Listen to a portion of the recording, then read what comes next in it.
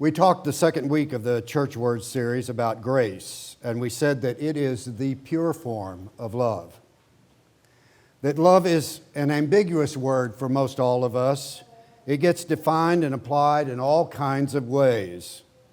And the real problem with trying to learn love is that we don't get taught in a classroom about it.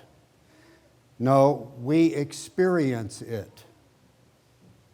We adopt the definitions we see, we feel, what we experience.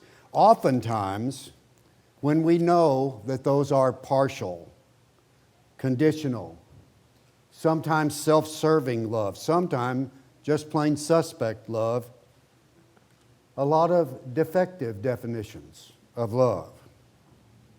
We talked about grace being that love that is sourced in the one who loves selflessly, sacrificially, unconditionally, completely, without holding anything back.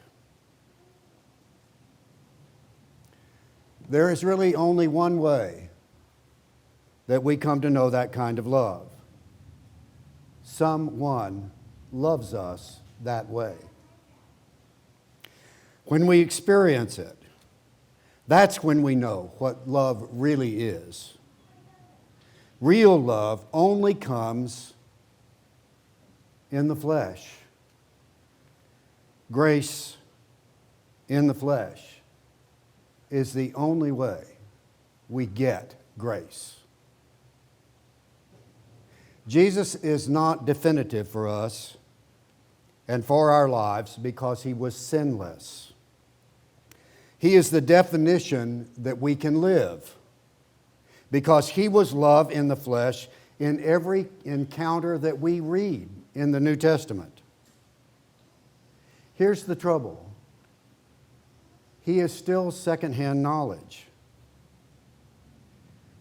So if I play a game with you and I push you to define grace for me, sooner or later, you're going to wind up naming someone who loved you completely.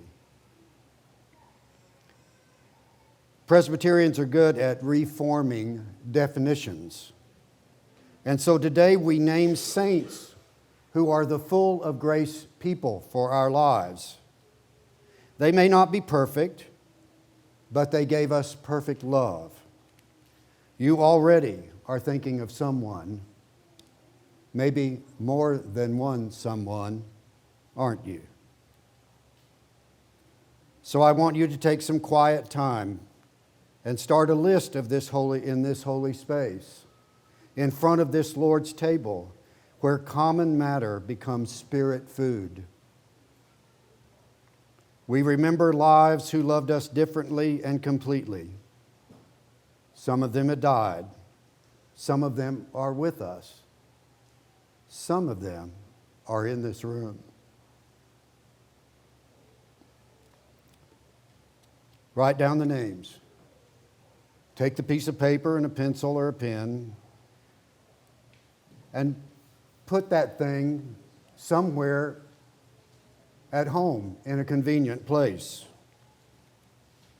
Between now and Thanksgiving, spend time thinking of the people in your past, of the people in your present, of the people in this room, of your family, of teachers who taught you love, friends, people who were there at a time when their uncompromised care changed your life.